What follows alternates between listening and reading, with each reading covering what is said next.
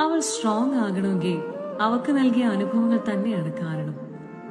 അവളെ പറക്കാൻ പഠിപ്പിച്ചത് അവൾ നേരിട്ട വെല്ലുവിളികളാണെങ്കിലും അവളുടെ ഉൾക്കരുത്തിനെ ചിലർ അഹങ്കാരം എന്ന് വിളിച്ചേക്കാം, തന്റേടി എന്ന് പറഞ്ഞേക്കാം.